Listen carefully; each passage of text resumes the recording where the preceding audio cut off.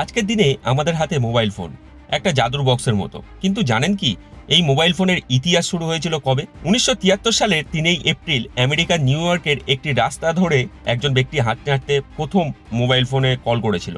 তার নাম ছিল মার্কিন কুপার। তিনি তখন মোটরোলা কোম্পানির একজন সিনিয়র ইঞ্জিনিয়ার ছিলেন।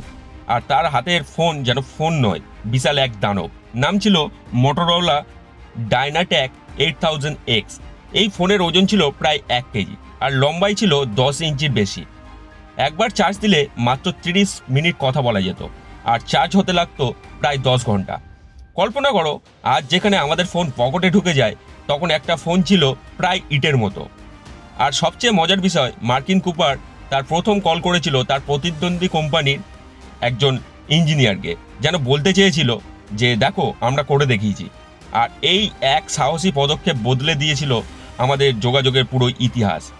আজকের স্মার্টফোন, ইন্টারনেট, ভিডিও কল সব কিছুর সূচনা হয়েছিল এই ছোট্ট ফোন কল দিয়ে। মার্কিন কুপারের কথা মনে রেখো, কারণ এর জন্যই আমরা এই ভিডিওটা এখন দেখতে পাচ্ছি। আরও এরকম মজার গল্প জানতে বা ইতিহাস জানতে আমাদের চ্যানেলটা সাবস্ক্রাইব করতে ভুলবেন না।